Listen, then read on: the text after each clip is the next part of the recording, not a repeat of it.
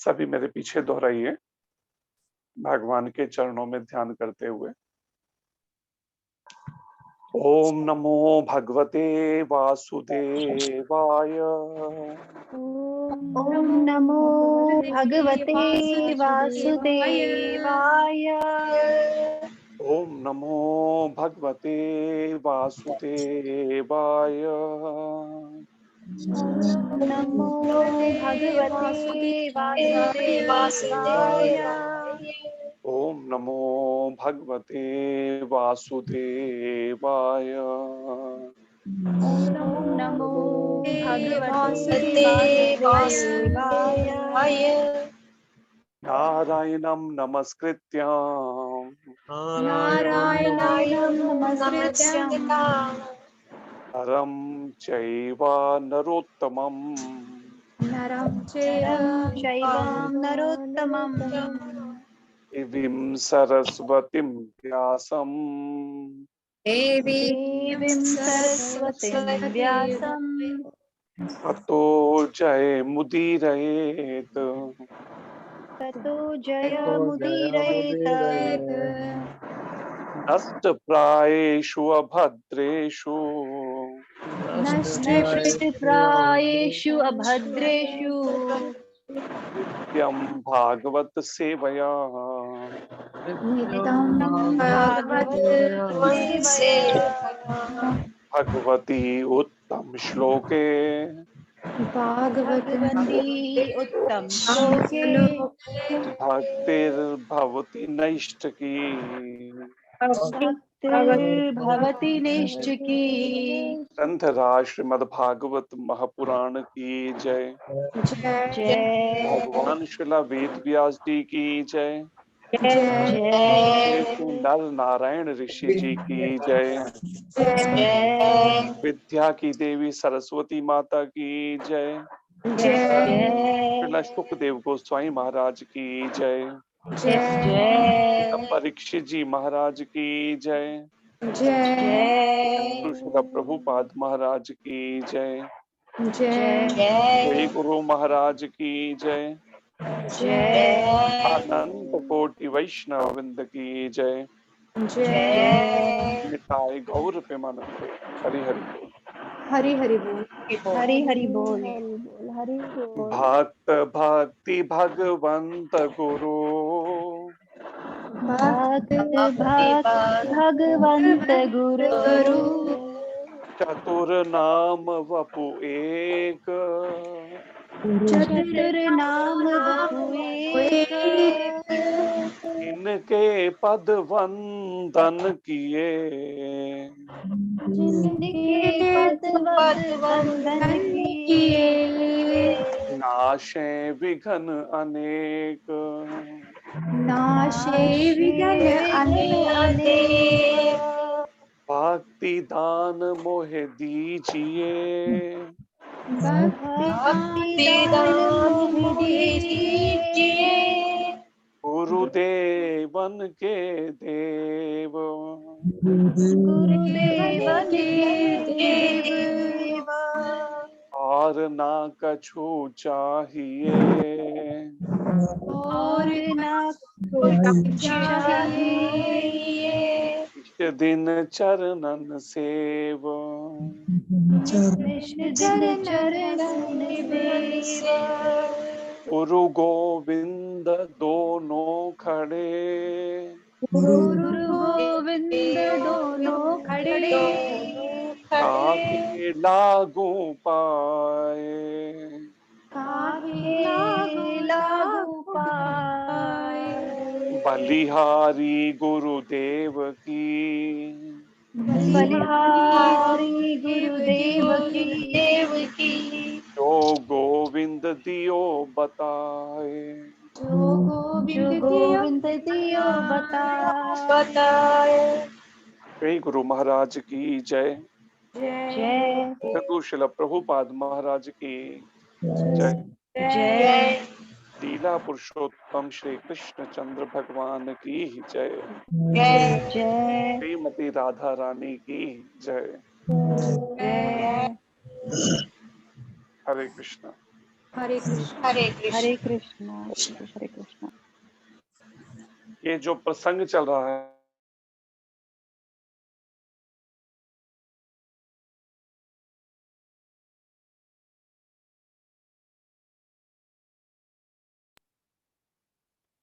कृष्णा प्रभु जी। इस ग्रंथ का संकलन किया जो दशम स्कंद से लीलाएं ली भगवान कृष्ण की, उनके प्रकट होने से लेके उनकी बाल लीलाओं से सभी लीलाएं उनकी इसमें ली हैं। और ये प्रसंग चल रहा है पूतना वध का। ये पूतना जो भगवान श्री कृष्ण को मारने के लिए आई, और वो भी कब, लगभग 6 दिन के अभी कृष्ण हुए हैं और पूतना मारने के लिए पहुंच गई, कंस के द्वारा भेजी गई। इनके पूर्व जन्म के बारे में वर्णन आता है पूतना के बारे में कि पूर्व काल के अंदर ये बलि महाराज की पुत्री थी, बेटी थी बलि महाराज की। ऐसा शास्त्रों में वर्णन है कि अगर कोई 100 ऐसे अश्वमेध जैसे यज्ञ होते हैं जिसमें उस यज्ञ के घोड़े को छोड़ा जाता था, वो अपनी इच्छा से सारी धरती पे भ्रमण करता था, और जो यज्ञ कर रहा होता था राजा, उसके सैनिक उस घोड़े के साथ होते थे उसकी सुरक्षा में। और जिस भी धरती से होके वो निकलता था, जिस जगह से, वो राज्य जो है उस राजा के हो जाते थे। और अगर कोई उसका प्रतिकार करता था तो उससे युद्ध लड़ना पड़ता था, उसे पराजित करना होता था। जब तक इस तरह से वो घोड़ा लौट के नहीं आता तब तक ये यज्ञ चलते रहते। और 100 ऐसे यज्ञ करने पे किसी को इंद्र आसन, स्वर्ग में जो स्वर्ग का राजा इंद्र है वो आसन मिल सकता है किसी को। और बलि महाराज जो असुरों के, राक्षसों के जो राजा हैं बलि महाराज, उन्होंने 99 यज्ञ कर लिए। अब जब 100वां यज्ञ करने जा रहे थे, इंद्र को घबराहट होने लगी कि ये तो इंद्रासन ही हथिया लेंगे। ये पहले ही इन असुरों ने जीना हराम कर रखा, राक्षसों ने, सामान्य लोगों का धरती पे और अन्य लोगों का इस ब्रह्मांड के अंदर। और जब ये खुद ही इंद्रासन इन्हें मिल गया, ये तो स्वर्ग से भी देवताओं को सब भगाकर सारे ब्रह्मांड के अंदर ये हाहाकार मचा डालेंगे। अत्याचार या जो भी पापज असुरों का स्वभाव है, राक्षसों का।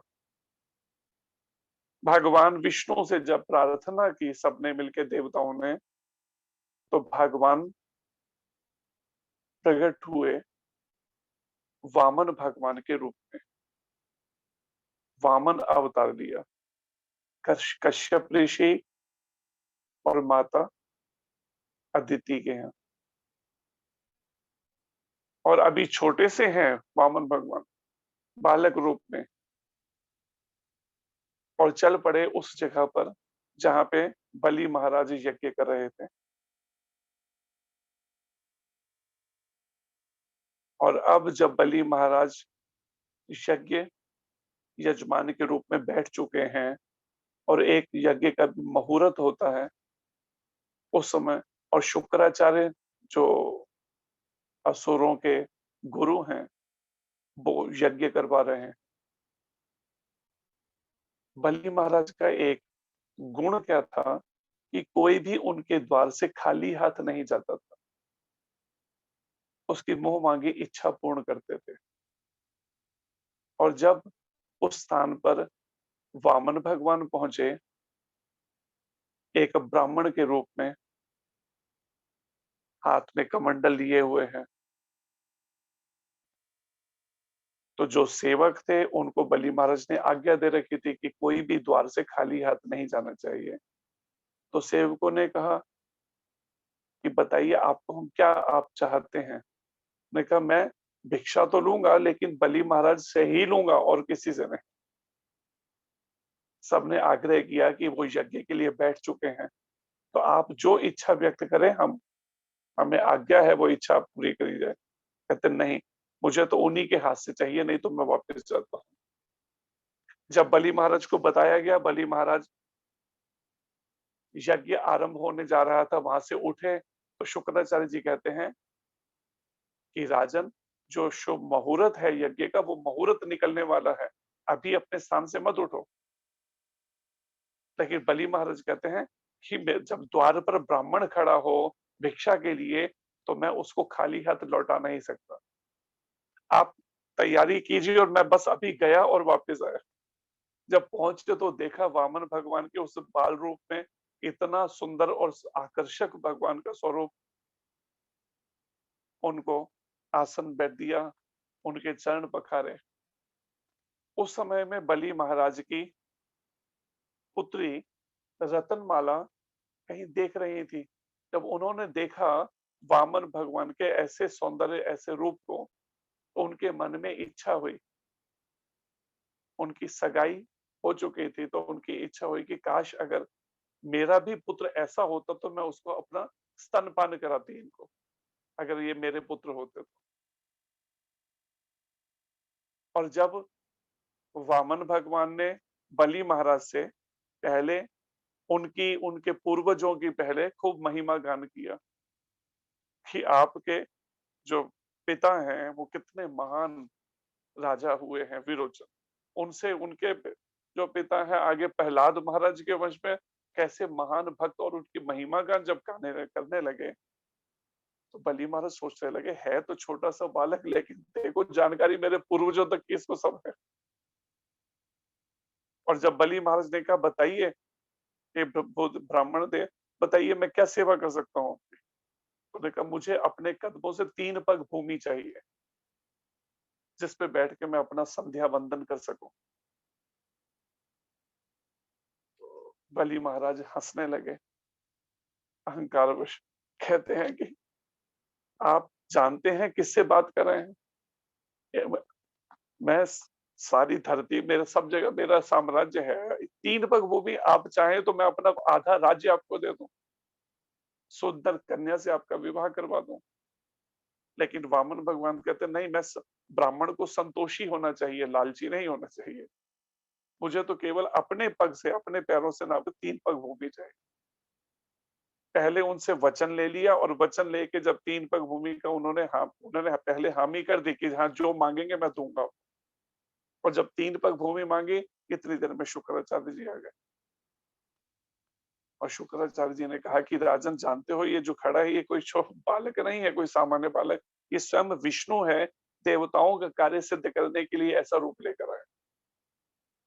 इसलिए तुम इसको कुछ मत दो दान में। बलि महाराज कहते मैंने तो गुरुदेव वचन दे दिए, कहते अपने वचन से मुकर जाओ। तब बलि महाराज ने क्या किया, जब देखा ये तो शास्त्र विरुद्ध बात है, और जिसका ऋषि मुनि हजारों वर्ष ध्यान करते हैं तो जिनका दर्शन नहीं हो पाता, अगर वो मेरे द्वार पर भिक्षा मांगने के रूप में आए हैं, तो मैं उन्हें खाली हाथ कैसे लौटा दूं? तो उन्होंने गुरु की आज्ञा नहीं मानी, गुरु का त्याग कर दिया, जो शास्त्र से हटकर उल्टी शिक्षा दे रहे।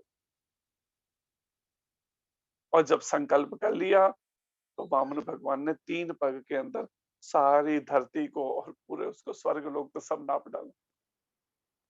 2 ही कदमों में सब नाप दिया। तो जब इस तरह से जब छल किया गया, तो अब रतनमाला ने जब देखा बलि महाराज की पुत्री ने ये बात, तो उसे बड़ा क्रोध आया। कहती मैं इसे दूध पिलाऊं, अगर मेरा बस चले मैं तो इसको स्तनपान कर जहर दे दूं, इसे विष दे के मार दूं इस बालक को। जब देखा कि मेरे पिता का सब कुछ ही हरण करने जा रहे हैं छीन में, तो वही भगवान ने उसके मन की बात, क्योंकि भगवान तो गीता में कहते हैं कि मैं तो सबके हृदय देशे अर्जुन तिष्ठति, अर्जुन मैं तो सबके हृदय में परमात्मा में हूँ। तो रत्नमाला के मन के वो दोनों भावों को उन्होंने जान लिया, और मन से समय मुस्कुराते हुए तथास्तु, मैं तेरी ये दोनों इच्छाएं पूरी करूंगा। और वही इच्छा पूरी करने के लिए वही पूतना ये राक्षसी के रूप में आई है, जो एक तरह से माता की तरह स्तनपान भी कराना चाह रही है, और उस पर विष लगा रखे उन्हें मारना भी चाह रही है। तो यही प्रसंग यहाँ पर चल रहा है पिछला, कि जिस समय में पूतना एक ऐसे सुंदर कोई स्वर्ग की कोई देवी हो गई, स्वर्ग से आई, ऐसा जब रूप लेके नंद भवन में प्रवेश किया तो कृष्ण ने बाल स्वभाव दिखाया और अपनी आंखें बंद कर ली, मानो वे पूतना को ना देखना चाह रहे। भक्तगण उनके नेत्रों के बंद होने की तरह तरह से व्याख्या करते हैं। कुछ का कहना है कि कृष्ण ने इसलिए अपनी आंखें बंद कर ली क्योंकि वे उस पूतना का मुंह नहीं देखना चाहते थे जिसने अनेक बालकों का वध कर दिया था और अब उन्हें भी मारने आई थी। तो शास्त्र कहता है ऐसा जो जघन्य पाप है, एक नवजात शिशु को मारने वाले हत्यारी जो है उसका मुख भी नहीं देखना चाहिए ऐसी स्त्री का। तो भगवान ने इसलिए नेत्र बंद कर दिए। भगवान ऐसी स्त्री को अपनी आंखों से देखना नहीं चाहते हैं जो ऐसी पापेन है कि जो बालकों का। और आज हमारे सनातन धर्म के अंदर, हमारे इस समाज के अंदर आप देखें घर घर के अंदर ये पाप हो रहे हैं। और वो भी पूतना तो चलो दूसरों के बच्चों को मारने आई थी, आज तो अपने ही बच्चों का वध किया, मारे जा रहा है उनको। जो ये सब एबॉर्शन करना और गर्भपात करवाना, इससे जघन्य पाप कोई नहीं है संसार के अंदर। इस पाप का प्रायश्चित भी शास्त्र के अंदर वर्णन नहीं है। इसका ब्राह्मण की हत्या से दुगना पाप लगता है भ्रूण हत्या का। विचार कीजिए, आज जो ये सब आ रहा है महामारी और ये सब कष्ट जो आ रहे हैं, तो इसके पीछे एक ये भी मुख्य कारण है। जो सनातन धर्म में एक तो पहले मनुष्य चोला नहीं मिलता किसी को, फिर मनुष्य चोला मिलने के बाद भी फिर सनातन धर्म के अंदर किसी को सही जन्म नहीं मिलता किसी को ऐसे परिवारों में। और किसी को जन्म लेने का समय आया तो माँ ने ही उसको मरवा दिया, उसको हत्या करवा दी उसकी। खाली सोच के देखिए कितना बड़ा, ये कितना जघन्य पाप है ये। या तो हम इंद्रियों पर संयम करें या फिर संतान को जन्म दें। लेकिन आज क्या हालत हो गई कि लोग इंद्रियों के इतने विषयी हो गए कि वो इंद्रियों पे संयम भी नहीं करना और बच्चे को गर्भ में आते उसको मार देना समय से। इससे बड़ा पाप कोई नहीं है। इसलिए समाज में खुद भी और समाज को शिक्षित करना चाहिए कि इस पाप से बचा जाए। अन्यथा इस तरह की महामारी, और जो एक समय पूरे विश्व भर के अंदर सनातन धर्म का पूरा झंडा फहराता था, हिंदू राजा ही होते थे जगह जगह विदेश। लेकिन आज देखिए सीमेंट की क्या हालत हो गई, और उसमें भी भारत के अंदर कैसी परिस्थितियां हैं। कहीं ना कहीं हमारे अपने किए हुए कर्मों का ही दंड है ये। इस तरह के लीडर्स, इस तरह के नेता होना और इस तरह के समाज की हालत हो जानी, बिगड़ जानी। लेकिन फिर भी आज हम समझने को तैयार नहीं हो रहे इन बातों को। ये दुर्भाग्य है हमारे इस सनातन धर्म में जो लोग हैं। इसलिए इसका विचार करना चाहिए, इस बात का बड़े गंभीरता पूर्वक। भगवान ने इसलिए नेत्र बंद कर लिए क्योंकि भगवान देखना नहीं चाहते ऐसी स्त्री का मुंह जो ऐसे छोटे छोटे बालकों का वध कर रही थी। अन्यों का कहना है कि उसे अंदर से कुछ अद्वितीय बातें ज्ञात हो रही थी। उस राक्षसी को अंदर से ऐसा अनुभव हो रहा था, ये देखने में जो छोटा सा बालक लग रहा है, ये वास्तव में बालक नहीं है, ये स्वयं भगवान है। और जैसे ही मैं इसके पास जाऊंगी, इसको स्तनपान कराने, मेरी ही मृत्यु हो जानी है। ऐसे कुछ अनुभव उसे अंदर से होने लगे और उसे विश्वास दिलाने के लिए भगवान ने आंखें बंद कर ली कि वो भयभीत ना हो जाए। क्योंकि भगवान तो आए ही हैं इसी कार्य के लिए कि विनाशाय च दुष्कृताम, दुष्टों के संहार। इसलिए भगवान ने नेत्र बंद किया। अभी से भयभीत हो जाएगी तो ये अपना कार्य करने जो आई है वो मैं इसे मार नहीं सकूंगा। और परिणाम इतने पर भी कुछ दूसरे लोगों ने इस प्रकार व्याख्या करते हैं कि कृष्ण का अवतार असुरों का वध करने और भक्तों की रक्षा करने के लिए हुआ। जैसा कि भगवत गीता में कहा गया है, परित्राणाय साधूनाम विनाशाय च दुष्कृताम। इस प्रकार उन्होंने जिस प्रथम असुर का वध करना था वह एक स्त्री थी। अब भगवान भी ऐसी परिस्थिति में है कि पहले जिस सबसे पहले असुर का वध करना है वो स्त्री चोले में है। जबकि वैदिक नियमों के अनुसार स्त्री, ब्राह्मण, गाय या बालक का वध करना वर्जित है शास्त्र के अंदर। स्त्री का, ब्राह्मण का, गाय का या बालक का। और आज ये हो रहा है बालकों का वध। किंतु कृष्ण को बाध्य होकर पूतना का वध करना पड़ा मजबूरी में, क्योंकि वो असुर राक्षसी है, नहीं तो और अभी पता नहीं कितने बच्चों को ये मार डालेगी, सैकड़ों हजारों बच्चों को। तो बाध्य होकर उसका वध करना पड़ा। चूंकि स्त्री वध शास्त्रोचित नहीं है, इसीलिए श्री कृष्ण के पास आंखें बंद करने के अतिरिक्त अन्य कोई चारा न था। इसलिए भगवान ने नेत्र बंद कर लिए कि चाहे वो छोटे से शिशु के रूप में हो, 6 दिन के बालक, चाहे वो कुरुक्षेत्र की युद्ध भूमि में जब लगभग 125-126 साल की उम्र थी तब हो, लेकिन उनमें शक्ति जो है वो एक समान ही है। ये अंतर है सामान्य हम सब में, जीवों में और भगवान में। एक दूसरी व्याख्या यह है कि श्री कृष्ण ने इसलिए आंखें बंद कर ली क्योंकि वे पूतना को मात्र अपनी धाय के रूप में मान रहे थे, जो जन्म देने के समय सहयोग करती है दाई के रूप में, धाय के रूप में मान रहे थे। पूतना श्री कृष्ण के पास स्तनपान कराने आई थी और श्री कृष्ण इतने कृपालु हैं कि यह जानते हुए भी कि पूतना उन्हें मारने आई है, उन्होंने उसे अपनी धाय या माता के रूप में देखा। ये है भगवान कृष्ण की दयालुता, श्री कृष्ण की। इसलिए श्रील सुखदेव गोस्वामी कहते हैं महाराज परीक्षित को कि ऐसे दयालु भगवान जो एक आसुर राक्षसी को जो मारने के लिए आई उनको, उसको भी क्या गति दी, वही गोलोक धाम के अंदर अपनी माता को जो गति दी वही उसको भी धाम दे दिया उसको भी। ऐसे दयालु भगवान की शरण छोड़कर भला पामर जीव कहाँ भटक रहे हैं अन्य संसार संसार में। वैदिक मान्यता है कि माताएं 7 प्रकार की होती हैं, ऐसा वैदिक शास्त्रों में वर्णन है। एक है सगी माता जो जन्म देने वाली, दूसरा गुरु पत्नी, तीसरा रानी जो राज्य कर रहे हैं राजा उसकी पत्नी रानी, ब्राह्मणी, गाय, धाय तथा पृथ्वी। ये 7 माताओं का वर्णन है। ये सातों माताएं वैदिक मान्यता है। क्योंकि पूतना श्री कृष्ण को अपनी गोद में लेकर स्तनपान कराने आई थी, अतः श्री कृष्ण ने उसे अपनी माता के रूप में स्वीकार किया। यह एक अन्य कारण समझा जाता है कि श्री कृष्ण ने अपनी आंखें बंद कर ली।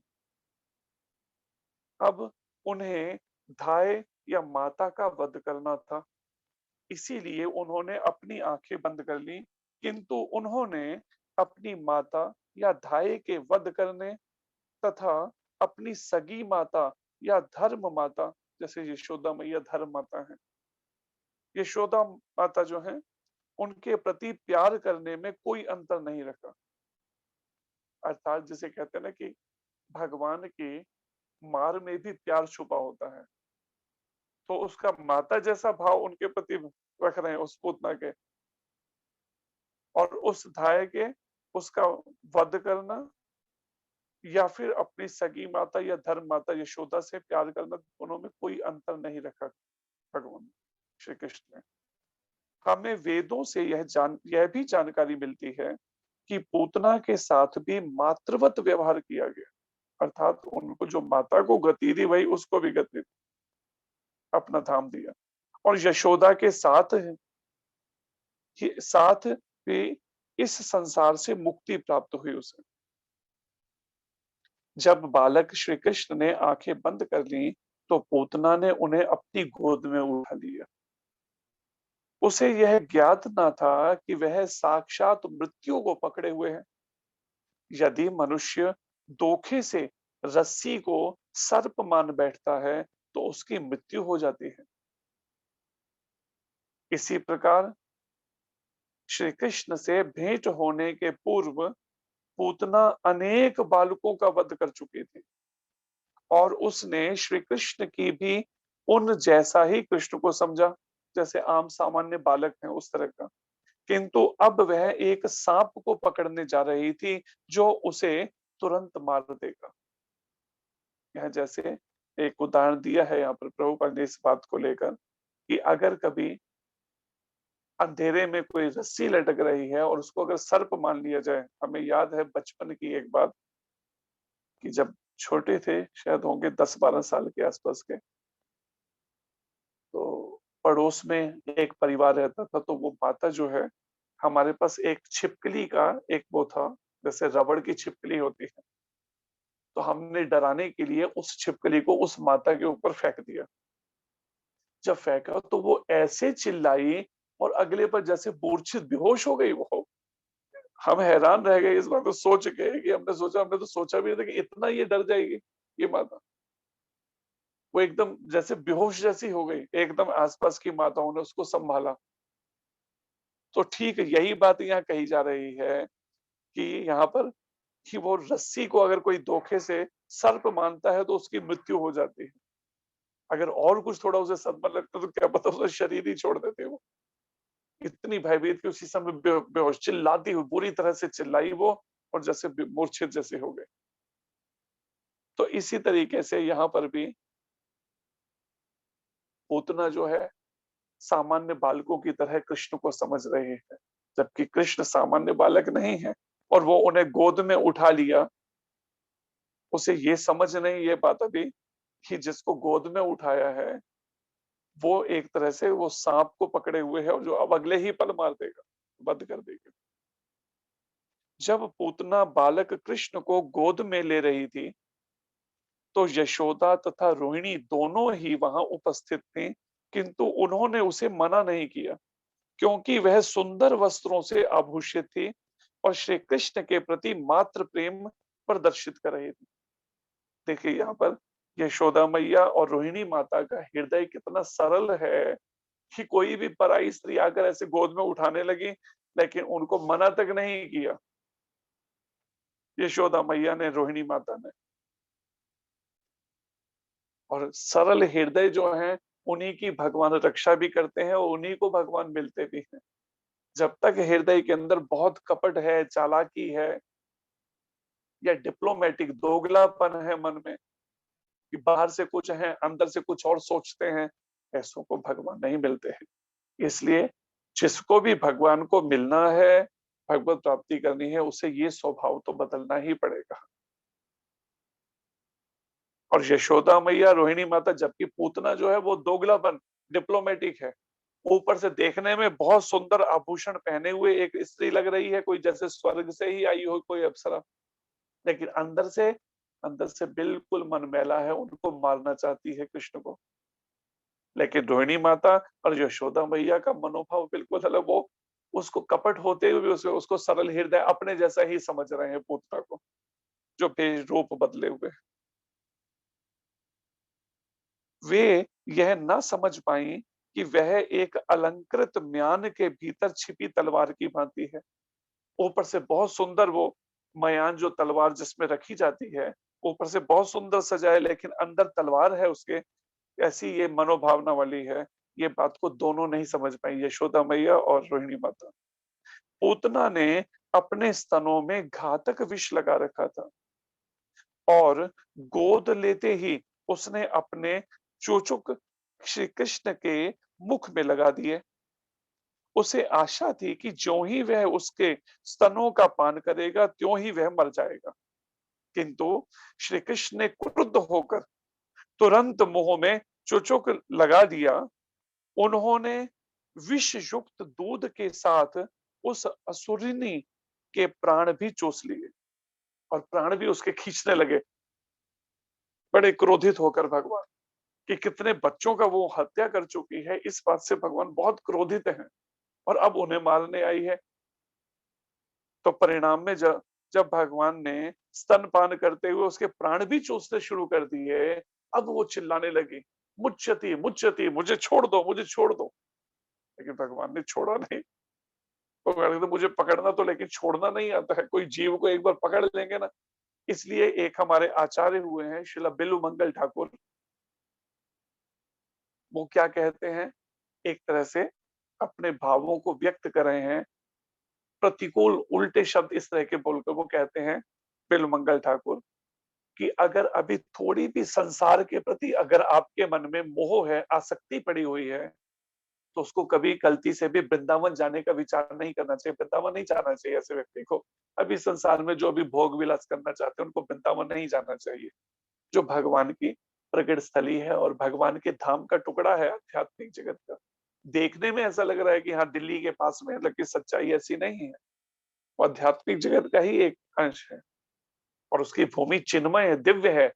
लेकिन भगवान ने योग माया को आज्ञा दे रखी है कि जो भक्त नहीं है उनके आगे प्रकट मत करो मेरे धाम को। तो परिणाम ऐसे में जो धाम का ये टुकड़ा है, बिलमंगल ठाकुर कहते हैं कि जब तक मन में अभी संसार के प्रति विषय भोगों की इच्छा अगर मन में पड़ी है, उसको वृंदावन नहीं जाना चाहिए। अगर कभी वृंदावन चला ही जाए तो बस प्रणाम करके उल्टे पैर ही वापस आ जाना चाहिए। वहां रुकना नहीं चाहिए बिल्कुल भी उसको। अगर वहां रुक जाता है तो उसको जमुना जी के तट पर केशी घाट पे तो बिल्कुल नहीं जाना चाहिए, जहाँ पे केशी असुर का वध किया भगवान ने, वहां केशी घाट पे नहीं जाना चाहिए उसे। और अगर केशी घाट पे चला ही जाए तो संध्या काल को जब गायों को लेकर गोप बालक जब वापस लौटते हैं जंगल से, तो उन बालकों की तरफ उधर तो देखना ही नहीं चाहिए उनकी तरफ। अगर देखता है तो आखिरी वाले बालक को तो बिल्कुल नहीं देखना चाहिए, जो लास्ट में गायों को लेकर बालक आ रहा। अगर एक बार उन्हें देख लेगा तो फिर वो वृंदावन से लौट नहीं पाएगा। अर्थात भगवान आज भी, ऐसा वर्णन है शास्त्र में, भगवान कृष्ण वृंदावन से एक कदम भी वृंदावन से बाहर नहीं रखते। वृंदावन कभी नहीं छोड़ते भगवान। जो भगवान मथुरा गए, द्वारिका गए, वो कृष्ण गए, लेकिन उनका आगे आगे रूप जो है उन्हीं का स्वयं प्रकाश। लेकिन कृष्ण कभी वृंदावन नहीं छोड़ते। तो श्रील बिल्वमंगल ठाकुर ये कहते हैं कि जिनका अभी भी संसार में विषय भोगों में आ सकती है, उसको वृंदावन नहीं जाना चाहिए। और मनुष्य जीवन जिसके लिए मिला है, हम उसको भूल कर भगवत प्राप्ति करने का, कि हम इस संसार में जो आए हैं, हमें भक्ति करके अपने को शुद्ध बनाना चाहिए। जो अनंत काल से हम भगवान से विमुख होकर भटक रहे हैं और भगवान के पास लौटना चाहिए, लेकिन वो उद्देश्य वो भूल गया है कि जीवन मिला क्यों।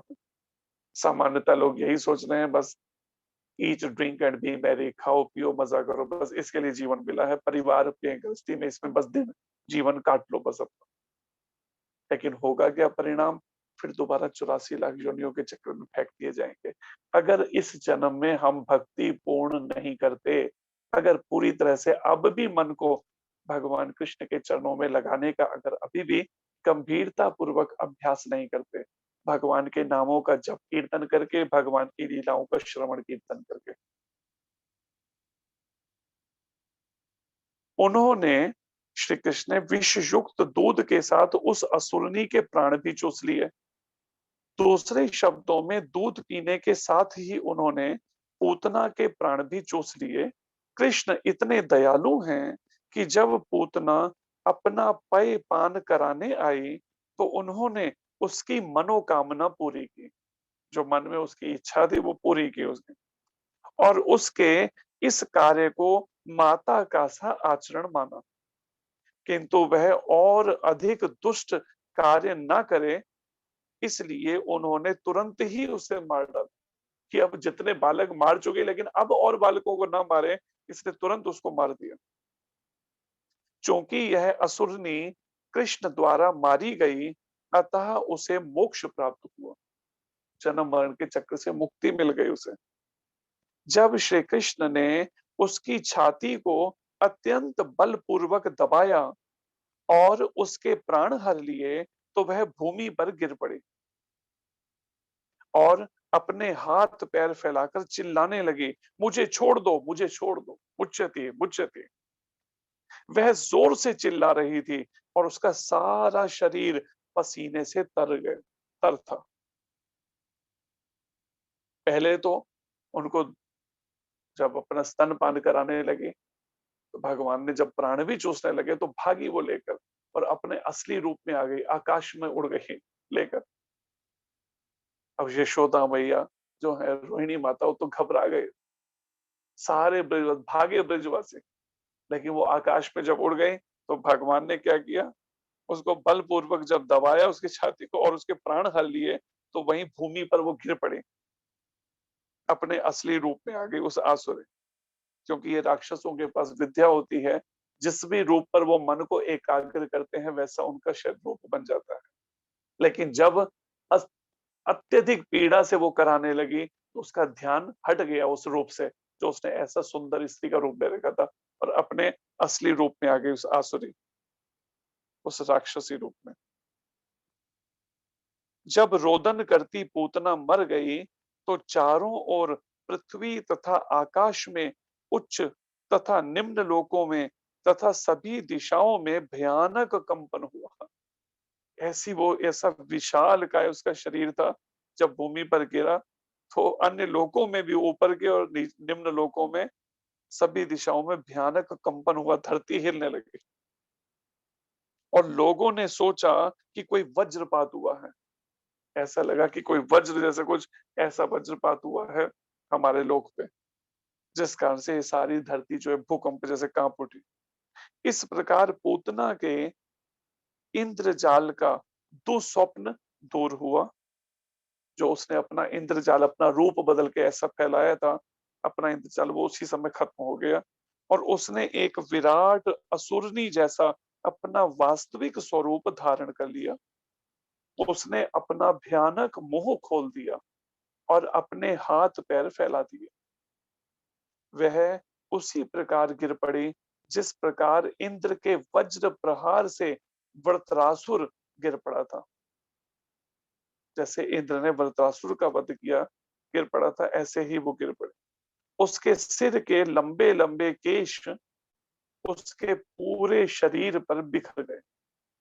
उसका गिरा हुआ शरीर 12 मील तक फैला था। 12 मील, 1 माइल होता है 1.6 1.6 किलोमीटर। 12 मील तक शरीर फैल गया, लगभग 18-19 ऐसे किलोमीटर तक, ऐसा शरीर। और जिसने गिरने से जिसके गिरने से सभी वृक्ष चूर चूर हो गए, उसके नीचे दब गए। जिस किसी ने उसके विशाल शरीर को देखा, वह आश्चर्यचकित था। उसके दांत खुदी हुई सड़कें लग रहे थे और उसके नथुने पर्वत कंदराओं के समान प्रतीत हो रहे थे। उसके स्तन छोटी छोटी पहाड़ियों जैसे लग रहे थे और उसके केश विशाल लालाभ झाड़ी के समान थे। उसकी आंख के गड्ढे अंधकूपों के तुल्य, अंधेरे जैसे कुएं होते हैं ऐसे आंखों के गड्ढे। और दोनों जांघें नदी के दोनों किनारों के सदृश थी। ऐसे टांगे फैला के ले पड़ी हुई थी मृत शरीर उसका, कि जैसे दो नदी के किनारे। उसके दोनों हाथ दृढ़ निर्मित सेतुओं के समान, जैसे पुल होते हैं ऐसे सेतु के समान दोनों हाथ, तथा उसका उदर सूखे सरोवर की तरह लग रहा था। इसे देखकर सारे ग्वाल तथा गोपियां आश्चर्य एवं भय से चकित थीं। उसके गिरने से जो घोर शोर हुआ, उससे उनके मस्तिष्क तथा कानों पर आघात लगा। इतनी जोर से वो जब भूमि पे गिरा, तो परिणाम में उन गोपालक और गोपियां जो हैं, गोपों और गोपियों के, ऐसे लगा कान में कोई बड़ा भारी आवाज ऐसी हुई हो, धमाका जैसा। और उनके हृदय तेजी से धड़कने लगे। जब गोपियों ने नन्हे कृष्ण को पूतना की गोदी में निर्भय खेलते पाया, तो वे तुरंत आ गईं और उन्हें उठा लिया। माता यशोदा, रोहिणी तथा अन्य वृद्धा गोपियों ने तुरंत ही चंवर लेकर उनके शरीर की परिक्रमा करते हुए शुभ अनुष्ठान संपन्न किए। उसी समय उनका अनुष्ठान करने की, कहीं वो भयभीत तो नहीं हो गया, इतना छोटा सा बालक डर तो नहीं गया। तो इसलिए उन्होंने क्या किया, चंवर लेके, जो सामान्यतः होता क्या है, वो चंवर के अंदर या तो नील गाय की पूंछ जो होती है उससे बना हुआ होता है, तो उसके बाल का चंवर होते हैं। तो उससे लेकर परिक्रमा की, कन्हैया की, और उनको गौगूत्र, जो गौमूत्र नहीं होता है शब्द से गौगूत्र होता है, जो परम पवित्र जो गौगूत्र और गोबर जो है, उससे उनको स्नान कराया गौगूत्र से। बालक को गौमूत्र से पूरी तरह नहलाया गया और पूरे शरीर में गोखुर से उठी धूली लगाई गई। गौ माता के चरणों से जो उठी धूली है गोखुर से, वो सारे शरीर पे लगा के फिर गौगूत्र से स्नान कराया बालक को, जिससे कोई भी ऐसा कोई अशुभ या अमंगल या फिर कोई ऐसा भूत प्रेत जो कोई ऐसा प्रभाव उस पे ना रहे बालक के ऊपर, इसलिए ऐसा किया जाता। इसका उद्देश्य नन्हे कृष्ण को भविष्य की अशुभ घटनाओं से बचाना था। इस घटना से पता चलता है कि परिवार, समाज तथा प्राणी मात्र के लिए गाय की कितनी महत्ता है। ये बात का पता चलता है कि भगवान कृष्ण भी हमें उनके मतलब गौगूत्र से स्नान कर रहे हैं, गौखुर की जो धूली है उसको शरीर पर लगाकर। कृष्ण के दिव्य शरीर के लिए किसी संरक्षण की आवश्यकता नहीं थी। श्रील सुखदेव जी कहते हैं, अगर देखा जाए वास्तव में श्री कृष्ण के लिए कोई आवश्यकता ऐसी नहीं थी उनके कोई संरक्षण या उनकी रक्षा के लिए, किंतु हमें गौ की महत्ता का उपदेश देने के लिए भगवान के ऊपर गोबर, ये गोबर ना हो के गोवर होता है, गाय का वरदान है वो। गोबर से कई सारे ऐसे वो मिलते हैं, कई दवाइयां भी बनती हैं, औषधियां भी, और ऐसा कोई अशुभ जो है वो भी दूर होता है। गोबर का लेप किया गया भगवान के ऊपर और गौगूत्र से उन्हें नहलाया गया और गौओं के चलने से उठी धूली उन पर छिड़की गई। इस शुद्धिकरण अथवा संस्कार के बाद यशोदा, रोहिणी समेत गोपियों ने भगवान विष्णु के नामों का उच्चारण किया, जिससे श्री कृष्ण के शरीर को समस्त कुप्रभावों से, बुरे प्रभावों से पूरी पूरी सुरक्षा प्राप्त हो सके। तो जैसे विष्णु सहस्त्र नाम का पाठ करना, ऐसे भगवान विष्णु के नामों का उच्चारण किया गया। उन्होंने अपने हाथ पैर धोए और 3 बार जल का आचमन किया, जैसा कि मंत्रों उच्चार के पूर्व करने का रिवाज है। उन्होंने इस प्रकार मंत्रों उच्चार किया, हे कृष्ण, मणिमान भगवान आपके घुटनों की और भगवान यज्ञ आपकी जांघों की रक्षा करें। अज नाम से विख्यात भगवान विष्णु आपके पांवों की रक्षा करें। भगवान अच्युत आपकी कमर के ऊपरी भाग की और भगवान हयग्रीव आपके उदर की रक्षा करें। भगवान केशव आपके हृदय की रक्षा करें। भगवान ईश आपके वक्षस्थल की रक्षा करें। भगवान सूर्य आपकी गर्दन की और भगवान विष्णु आपकी भुजाओं की रक्षा करें। भगवान उरुक्रम आपके मुख की रक्षा करें। भगवान ईश्वर आपके सिर की रक्षा करें। भगवान चक्रधर आपके आगे से तथा भगवान गदाधर आपके पीछे से रक्षा करें।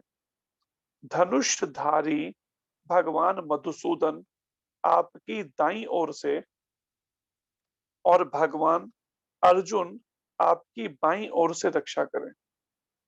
भगवान उरुगाए अपने शंख से आपकी सभी ओर से रक्षा करें। भगवान उपेंद्र, जो ये वामन भगवान को उपेंद्र भी एक उनका नाम है, भगवान उपेंद्र आपकी ऊपर से रक्षा करें।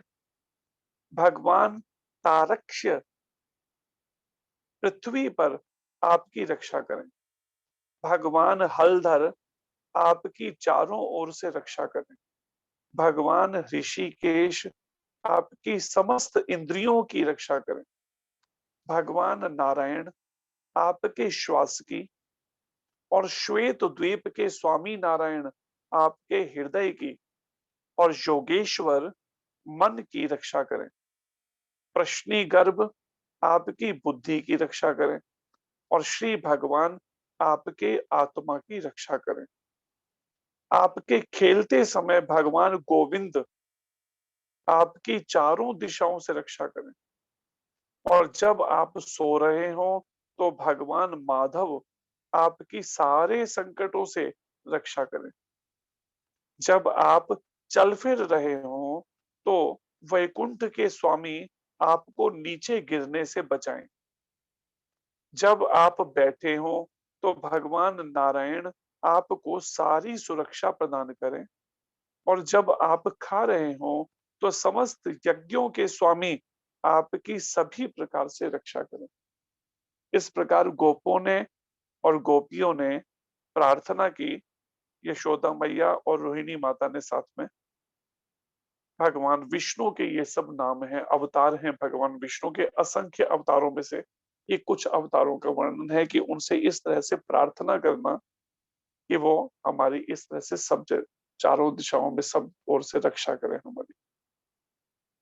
इस तरह माता यशोदा बालक के शरीर के विभिन्न अंगों की रक्षा के लिए भगवान विष्णु के विविध नामों का उच्चारण करने लगे। ये बात जो बताती है, जैसे गुरु महाराज भी एक भजन में गाते हैं इस बात को, कि भगवान के नाम और भगवान में कोई अंतर नहीं है, बल्कि भगवान का नाम ऐसा भक्त वर्णन करते हैं भगवान से भी अधिक शक्तिशाली है। जैसे उदाहरण के लिए भगवान कृष्ण आए, उन्होंने कुछ ही जीवों का उद्धार किया, कुछ असुरों का संहार किया, कुछ भक्तों को अपनी कृपा प्रदान की और अपने धाम में लौट गए। भगवान राम आए तो उन्होंने भी ऐसा ही किया, कुछ असुरों का वध किया और कुछ भक्तों पर कृपा की अपनी, और वो भी लौट गए। जितने भी अवतार है एक समय के बाद अपने धाम में वापस लौट गए। लेकिन भगवान का नाम आज भी संसार के जीवों की आज भी वो रक्षा कर रहा है, उनके कवच की तरह भगवान का नाम कार्य करता है। जैसे गुरु महाराज कहते हैं, करके कोई देख लो बड़ी नहीं बात है, यही करामात है जी, यही करामात है। कृष्ण नाम लेने से तेरा बेड़ा पार है, राम नाम लेने से तेरा बेड़ा पार है, यही करामात है जी, यही करामात है।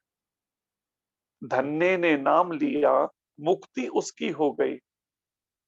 पंजाब में ये हुआ है, हरियाणा पंजाब में, ये धन्ना नाम का जाट, लेकिन उन्हें भगवान के नाम से उसकी मुक्ति हो गई, जबकि बिल्कुल अनपढ़ था वो, लेकिन उसकी श्रद्धा बस भगवान के चरणों में।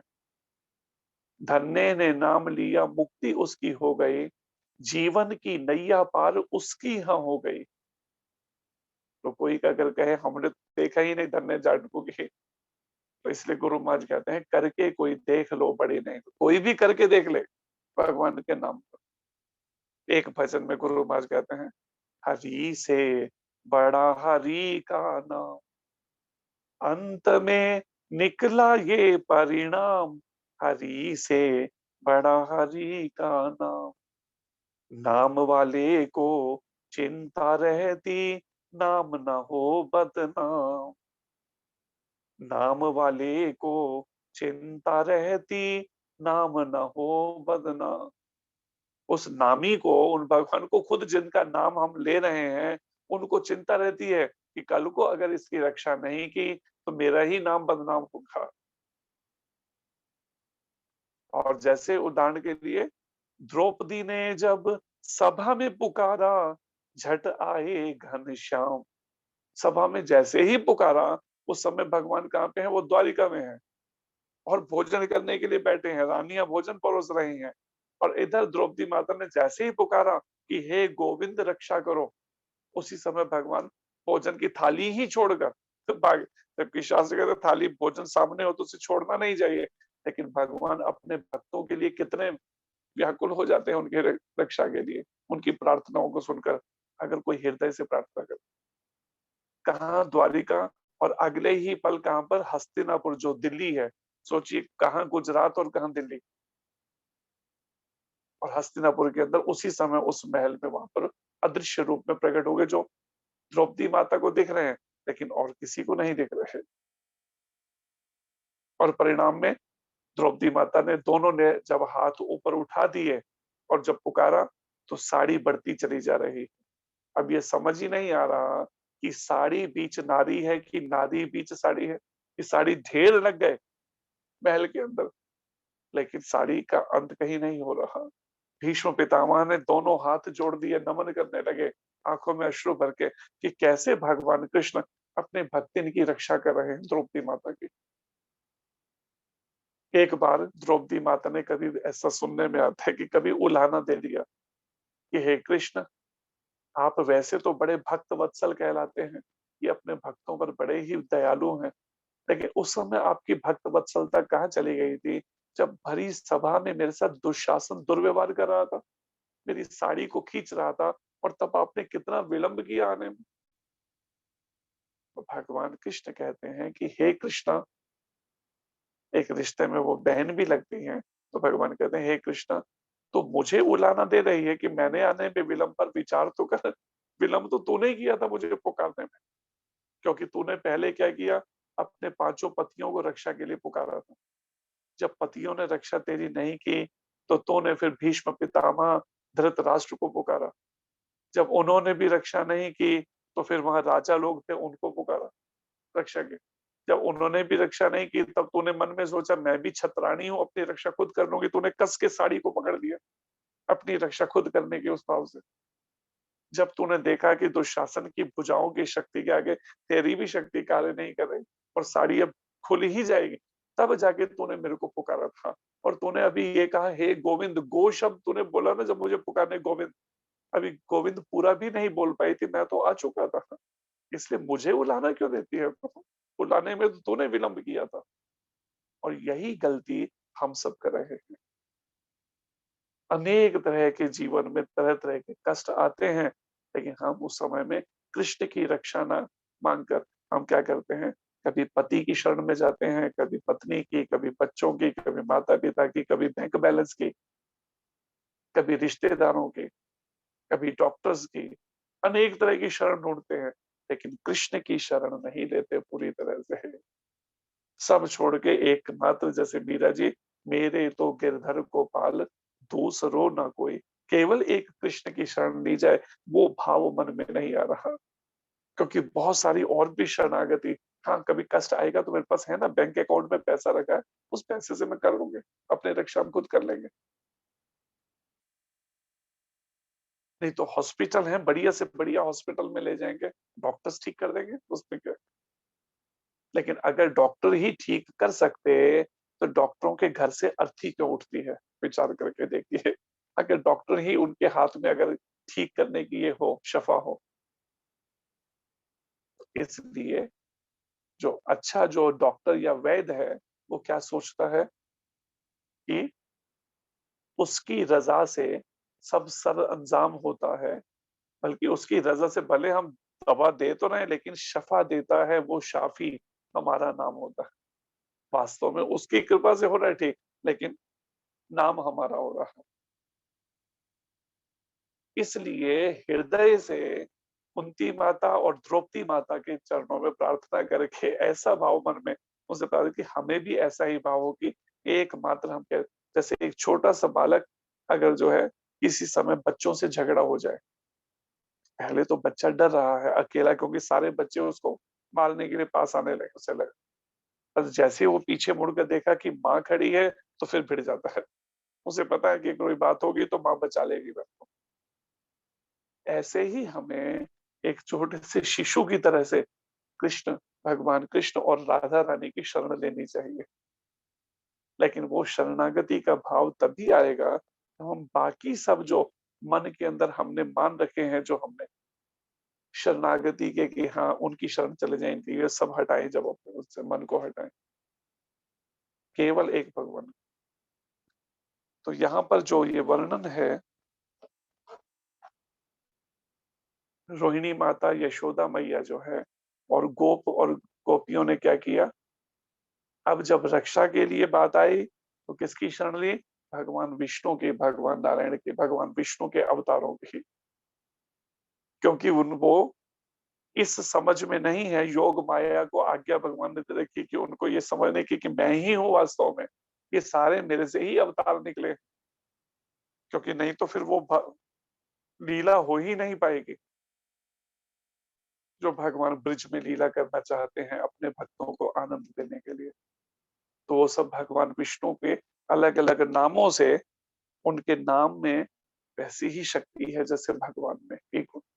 इसलिए कहा है ना कि कली काले नाम रूपे कृष्ण अवतार। कली काल में भगवान कृष्ण ने नाम रूप में अवतार ले रखा है इस समय वर्तमान में। लेकिन हमारा मन शुद्ध ना होने से हम नाम जप भी करते जा रहे हैं और डरते भी जा रहे हैं, भयभीत भी होते जा रहे हैं। नाम जप भी कर रहे हैं, डर भी रहे हैं। क्यों? क्योंकि शरणागति का भाव अंदर से अभी तक नहीं आया। शरण ले रखी है अभी भी और तरीके से, नहीं कल को अगर कुछ हो गया तो मेरे को या मेरे परिवार को। क्योंकि अपनी पहचान क्या करते हैं कि शरीर से, और उन उन परिवार को भी जो पंच महाभूत के बने शरीर है उनको माना हुआ ये सब मेरे हैं। इसलिए कहते हैं ना एक संत श्री राम सुखदास जी कि भगवान के अलावा कहीं भी मन को लगाया तो अंत में रोना ही पड़ेगा। कि वास्तव में उनके अंदर भी वही परमात्मा का, भगवान का अंश है आत्मा। जिस आत्मा की कोई मृत्यु नहीं है, कोई जन्म नहीं है, कोई बुढ़ापा बीमारी कुछ नहीं। आत्मा सदा से अनंत काल से, जब से भगवान कृष्ण है तब से आत्माएं भी हैं। जैसे भगवान कृष्ण के कभी जन्म या मृत्यु नहीं होती, ऐसे आत्मा का भी कभी जन्म और मृत्यु नहीं होती। जैसे कृष्ण सदा से, आत्माएं भी सदा से। हाँ, कुछ समय के लिए वो भगवान में इस दिव्य शरीर में विश्रांति लेती हैं, लेकिन जब फिर सृष्टि होती है फिर वो आत्माएं प्रकट होती है, दोबारा उनके शरीर से निकल पड़ती है। लेकिन अपनी इच्छाओं के अनुसार भगवान उनको उनकी इच्छाएं पूरी करके उनको अलग अलग शरीर दे देते हैं, वैसे ही जैसी जैसी इच्छाएं करते हैं समय के अनुसार। और फिर हम खुद ही बार बार इस माया में गिरकर, इस भौतिक जगत के अंदर माया में, इस प्रकृति के तीनों गुणों में फंसकर अपनी इच्छाओं के कारण से फिर भ्रमित भटकते रहते हैं अनंत जन्मों तक, शरीरों के परिवर्तन और कष्ट भोगते रहते हैं। जन्म मृत्यु बुढ़ापा बीमारियों के अनेक तरह के, भूख प्यास सर्दी गर्मी क्या कुछ कष्ट। लेकिन इससे अगर निकलना चाहते हैं, हमेशा के लिए छुटकारा चाहते हैं, उसके लिए हमें ये बात को हमेशा ध्यान में रखना होगा कि मैं शरीर नहीं हूँ, शरीर पहले नहीं था और बाद में भी नहीं रहेगा, केवल थोड़े समय के लिए मिला है, हमारी इच्छाएं और हमारे कर्म फलों के अनुसार। और एक समय के बाद सब अलग-अलग बिछुड़ जाना है सबने, कोई किसी के साथ नहीं जाएगा। ना पत्नी पति के साथ जाएगी, ना पति पत्नी के साथ जाएगा, ना बच्चे माता-पिता के साथ जाएंगे, ना कोई साथ नहीं जाएगा। जैसे एक उदाहरण दिया प्रभुपाद जी ने, जैसे नदी के अंदर कुछ तिनके बहते हुए जा रहे हैं, तो पानी के बहाव के साथ में, उसके लहरों के साथ थोड़ी देर के लिए वो आपस में जुड़ जाते हैं, कई बार पानी में एक साथ इकट्ठे, लेकिन अगली ही लहर आती है फिर अलग-अलग हो जाते हैं। बस ऐसा ही है ये सब हर संसार का, समाज में ये सब ग्रस्त और ये पारिवारिक जीवन। कुछ देर के लिए अपने कर्मों का कुछ लेन-देन था, उस कारण से मिले हैं, लेकिन अगले ही पल अगली लहर आएगी, कौन कहाँ बिछुड़ जाएगा। जैसे अभी देख लीजिए कोरोना के टाइम, किसी ने सोचा भी नहीं होगा जो लोगों ने कि हमारी मृत्यु हो जाएगी, और आज देखिए हर उम्र के लोग जा रहे हैं। इसलिए समय आए वो आखिरी परीक्षा में, मृत्यु रूपी परीक्षा में बैठने का, उससे पहले हमें अपने मन को इस ज्ञान में भक्ति के द्वारा स्थिर करना है, इस समझ के अंदर।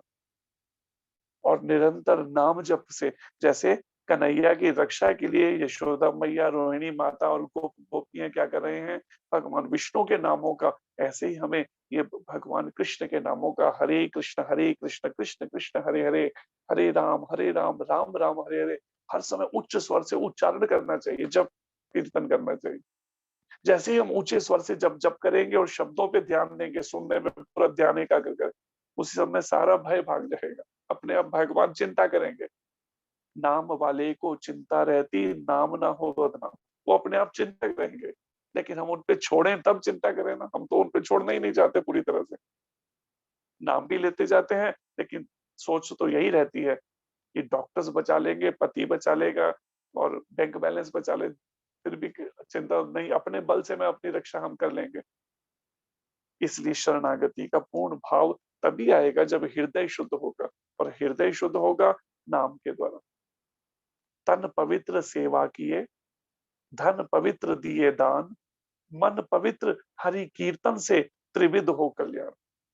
तन की पवित्रता है सेवा से, निष्काम सेवा करना, भगवान कृष्ण की, भगवान कृष्ण के शुद्ध भक्तों की इस शरीर से सेवा करें हम।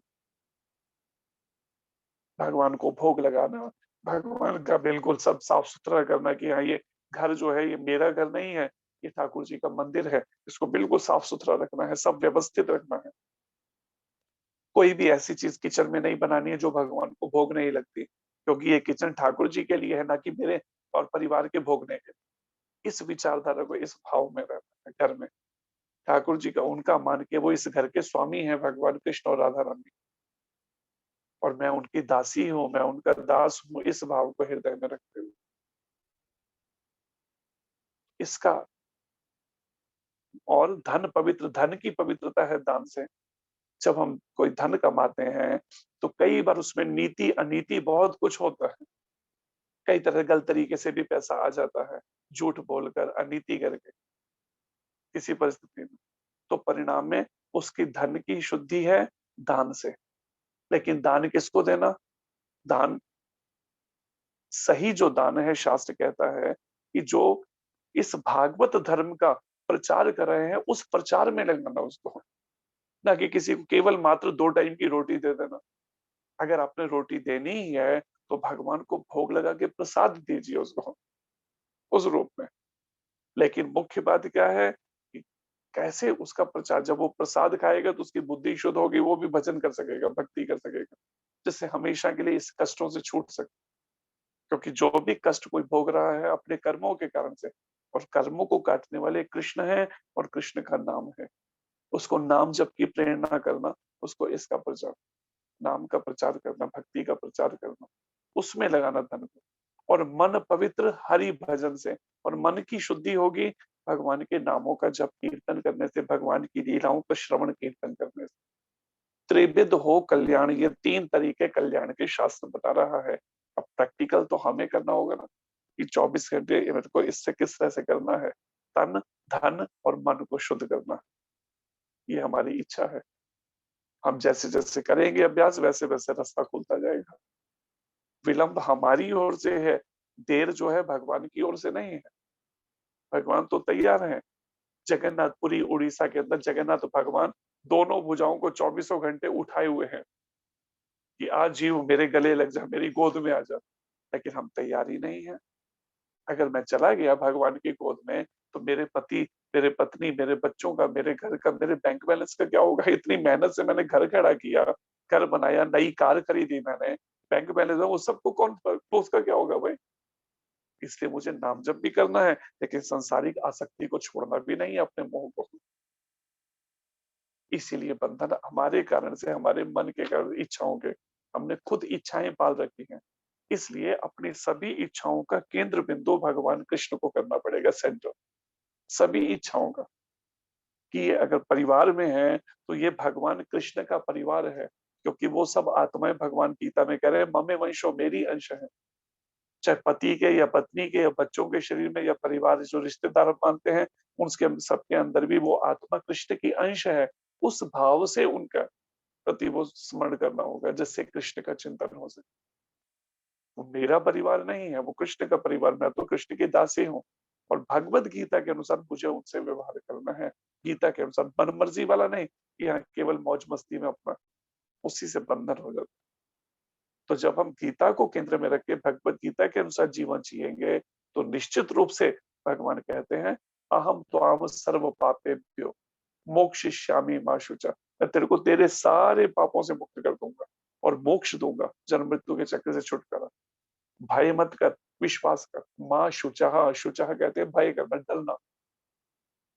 हम डर क्यों रहे हैं? इसका मतलब ही है कि हमारे समर्पण जो है अभी ठीक से नहीं है, इसलिए भय है।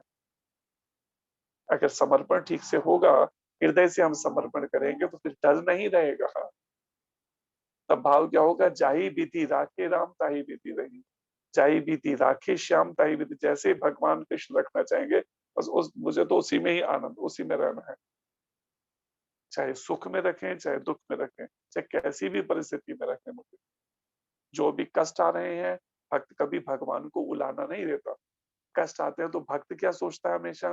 भक्त सोचता है वास्तव में इससे तो कई गुना ज्यादा कष्ट आना था मेरे को, ये तो बहुत थोड़े के अंदर भगवान मेरे को निकाल रहे हैं, जबकि मेरे तो बहुत कुछ पाप कर्म थे मेरे जीवन में किए हुए, इस जन्म पिछले जन्मों के, जिस कारण से तो बहुत कष्ट आना था मुझे। भक्त ऐसा सोचता है। लेकिन जो भक्त नहीं है वो उलाहना देते हैं, दूसरे पे दोषारोपण करते हैं, इसके कारण कष्ट आए, इसके कारण आए, भगवान ने मुझे ये दिया, इसलिए दोषारोपण, और अपने मन को अशांति ही रखते हैं, अपना इस तरीके से विचलित रहते हैं वो। इसलिए इससे यही सीख लेनी चाहिए। धर्म का जो वैदिक ग्रंथ है हमारे, ये शिक्षा देते हैं। इस तरह माता यशोदा बालक के शरीर के विभिन्न अंगों की रक्षा के लिए भगवान विष्णु के विविध नामों का उच्चारण करने लगी।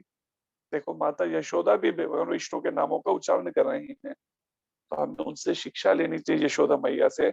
हमें भी हरे कृष्ण मंत्र का उच्चारण न करना चाहिए, ऊंचे स्वर से जप करना चाहिए, कीर्तन करना चाहिए। माता यशोदा का दृढ़ विश्वास था कि वे अपने पुत्र की रक्षा डाकिनियों, यातुधानियों, कुष्मांडों, यक्षों, राक्षसों, ये यक्ष भी एक तरह से प्रेत, भूत प्रेत जैसे होते हैं, ऐसे ही होते हैं प्रेत जैसे इनकी जोड़नी, यक्षों, राक्षसों, विनायकों, कोटरा, रेवती, ज्येष्ठा, पूतना, मातृकाओं, उन्मादों तथा इसी प्रकार के अन्य भूत प्रेतों से कर सकेंगे।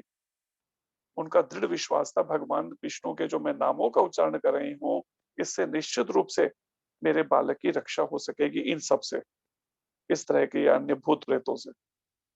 जो मनुष्यों को, ऐसा वर्णन है, एक गीता प्रेस गोरखपुर की एक पुस्तक है जिसका नाम है परलोक और पुनर्जन्म की सत्य घटनाएं। तो उसमें जितनी भी कहानियां हैं, जिन्होंने उसे संकलित किया है, लिखा है, तो श्री राजेंद्र जी ऐसा कुछ नाम है। तो उन्होंने अलग अलग सब एड्रेस वहां से लेके उन जगहों से जाके पूरी स्टोरी ली और फिर लिखा है सत्य घटना है, कोई काल्पनिक नहीं है। तो उसमें एक घटना का वर्णन आता है, जब एक प्रेत से पूछा गया कि तुम वहां जाते क्यों नहीं, मंदिर में या ऐसे स्थान पर क्यों नहीं जाते, तो कहता है कि हमारा सारा शरीर जलने लगता है, जहाँ पे भगवान के नामों का जप कीर्तन होता है, भगवान की कथाएं, वहां पे हमारा सारा शरीर जलना, हम वहां नहीं जा सकते जहाँ पे हरि नाम होता है, भगवान का नाम होता है। तो यही बात यहाँ पर इसलिए कि सारे अमंगल अशुभ जो हैं, भगवान के नामों का कीर्तन करने से, नामों का जप करने से, भगवान की लीलाओं का जो गान होता है, वहां ये अशुभ अमंगल, ये भूत प्रेत आदि वहां पे ठहर ही नहीं सकते, वहां पर आ ही नहीं सकते उस स्थान के ऊपर। अगर हम अपनी जीवा से निरंतर नामों का कीर्तन करें तो ऐसा अमंगली कभी हो नहीं सकता। लेकिन हम जब नाम जप ही नहीं करते, कीर्तन ही नहीं करते, तो परिणाम में कैसे रास्ता खुलेगा? फिर तो कर्मों के अनुसार भोग करना पड़ेगा, जो हमने जाने जाने में पूर्व में पाप कर्म किए, उसके दंड स्वरूप ये सब है। जो किसी के अंदर ऐसा भूत प्रेत का वो हो जाना, प्रभाव आ जाना या कुछ, ये सब वही है। कितना आसान है, केवल भगवान के नामों का जप कीर्तन करके उस प्रभाव से बच सकते हैं। लेकिन दुर्भाग्य, ये बात समझ नहीं आ रही है अज्ञानता में लोगों को। अनेक तरह से अनेक अनुष्ठान करेंगे, तांत्रिकों के पास जाएंगे, ज्योतिषियों के पास भागेंगे, लेकिन जीभ से भगवान का नाम सारे अमंगलों का नाश कर देते हैं। ये बात समझ नहीं पा रहे, भगवान कृष्ण का, भगवान राम का नाम, भगवान विष्णु, भगवान नारायण का नाम। तो यही बात हमें समझनी है भागवत से। यशोदा मैया को ये पूरा विश्वास है और वो नामों का, भगवान विष्णु के नामों का उच्चारण करने लगी कि सारे अमंगल मेरे पुत्र के ऊपर से भाग जाएंगे, ऐसा अशुभ कुछ भी। जो मनुष्यों को उनके निजी अस्तित्व के बारे में भुला देते हैं। कौन भुला देते हैं? ये भूत प्रेत आदि इस तरह के जितने हैं, डाकिने डाइने या ये सब का प्रभाव जब होता है, तो उसे अपना निजी अस्तित्व ही भूल जाता है अपना, वास्तव में वो उनके वश होके चलते कार्य करता है। तथा प्राणों एवं इंद्रियों को कष्ट पहुंचाते हैं।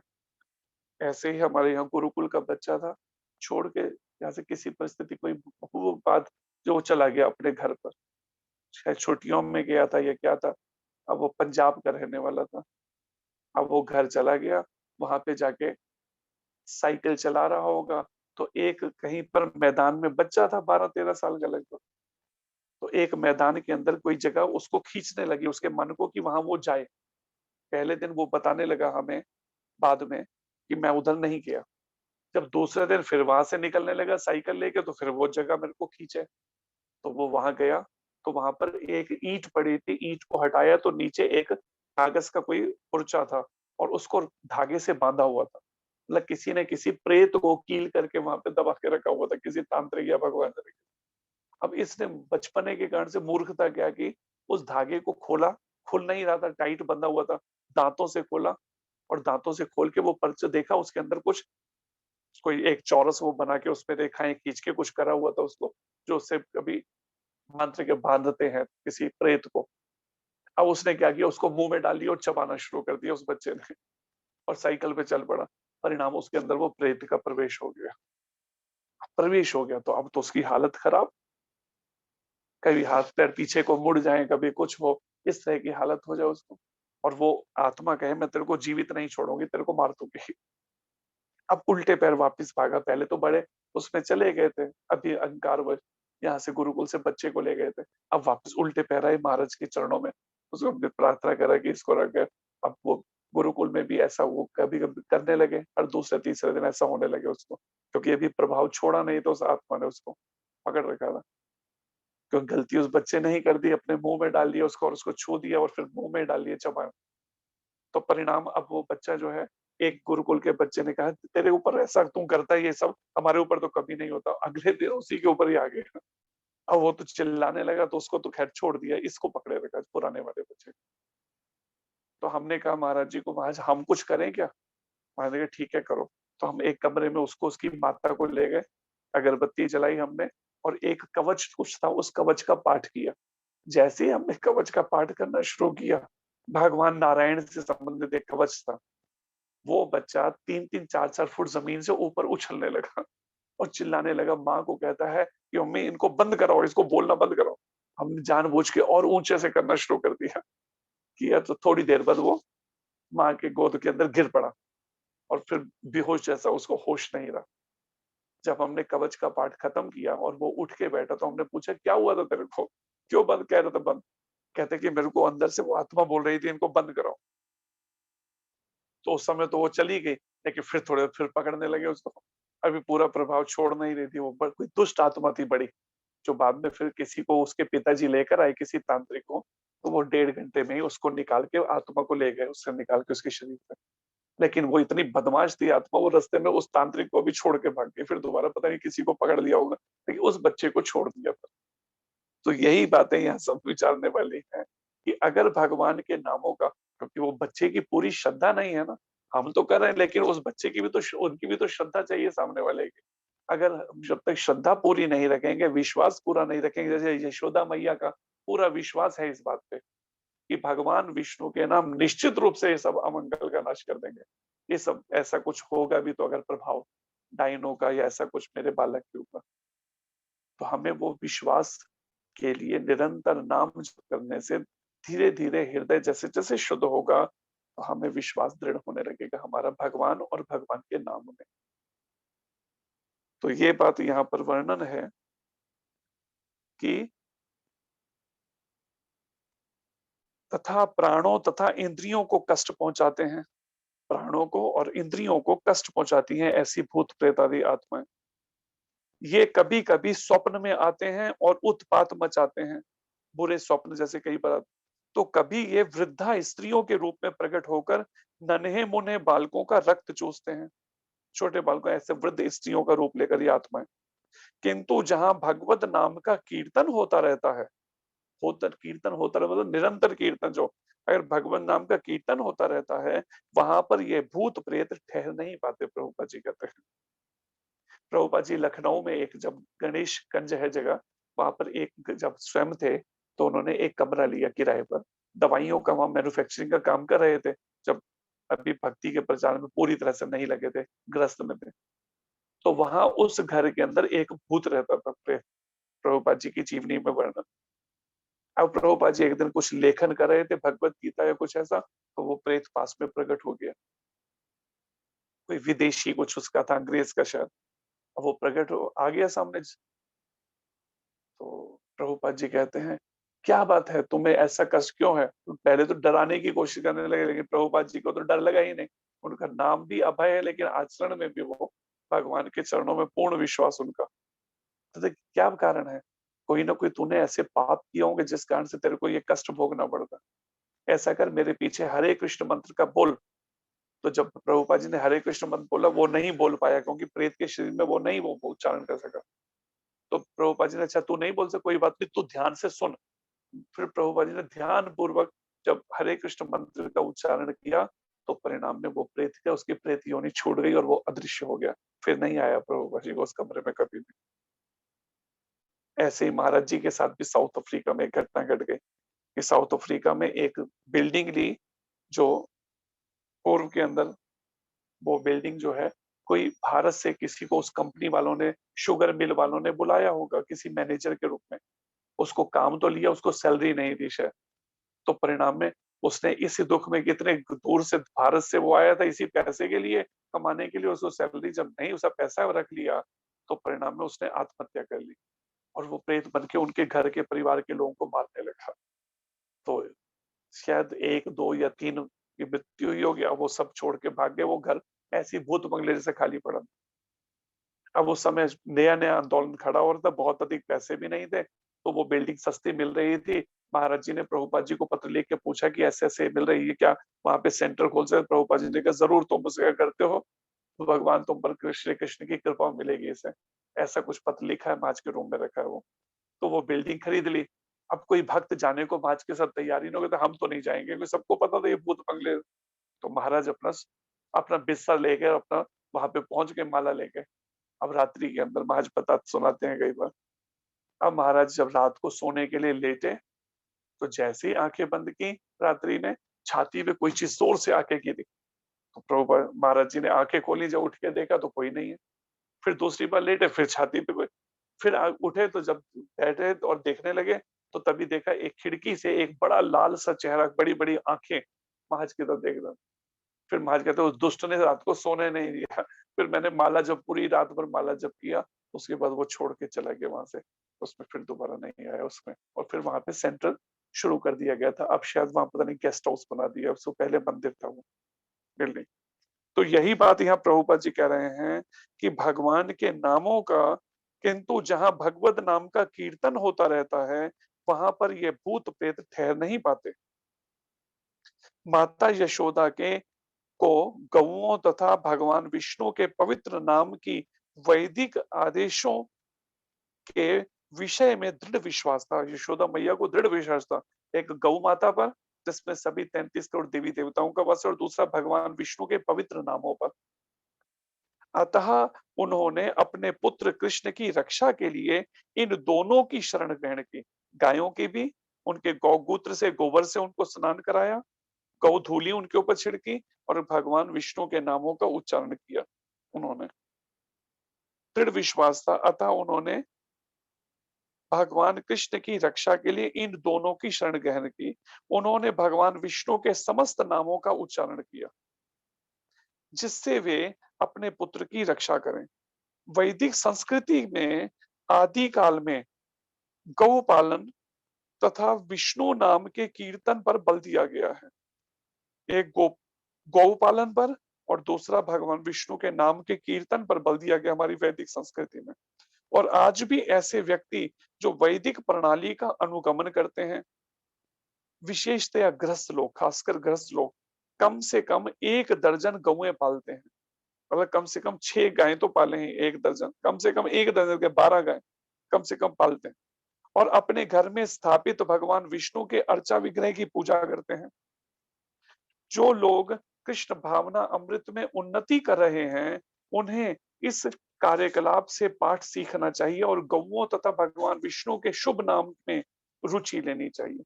गौ पालन में या तो अपने घर में पालें, नहीं तो फिर कोई ऐसे स्थान पर जहाँ गौ माता का पालन होता हो, हमें वहां पे सेवा करनी चाहिए। कैसे भी, तन से, मन से, धन से, जैसे भी हम, तुम बताओ, तन से, धन से, मन। तो ऐसे ही गुरु महाराज के एक शिष्य हैं, उन्होंने नैनीताल के पास, हल्द्वानी के पास में, वहां पे 1 या 1,500 गायें रखी हुई हैं। ज्यादातर वो गायें जो कसाई घरों में कटने जा रही थी, उनकी सेवा हो रही है। ऐसे उधमपुर में रखी हुई हैं, यहाँ पर भी गायें हैं। लगभग शायद 20-22 गायें यहाँ पर भी हैं, 20-25 गायें। और नंदी जी हैं जो देसी अपने भारतीय उसके हैं नस्ल के, तो उनकी वहां पर सेवा। इस गौ पालन इतना शुभ है, तो इससे ये शिक्षा लेनी चाहिए, एक गौ पालन की कैसे भी हम या तो खुद सीधे करें, या धन के द्वारा, या तन से कर सके तो तन से नहीं कर सकते तो धन से हम उनकी सेवा, और मन से, और इससे नाम जप करके भगवान के नामों का निरंतर हरे कृष्ण मंत्र का जप कीर्तन करके हमें भगवान की रक्षा कवच हमें भी मिल सकता है, रक्षा हो सकती है। ये सारा डर जो भय है मन से भाग जाएगा, जो मन में हर समय भय है। कहीं ना कहीं हम भगवान की, गौ माता की और भगवान के नामों के उच्चारण ठीक से ना करके हम इंद्रिय भोग में लगे हैं, इसलिए भय है हमारे मन के अंदर, जो डर बना रहता है। शरीर से अपनी गलत पहचान करके इंद्रिय भोग में लग जाते हैं जब भगवान को भूलकर, उसी का परिणाम है कि इस तरह के कष्ट या इस तरह से भय फिर लगता है। हरे कृष्णा। धन्यवाद।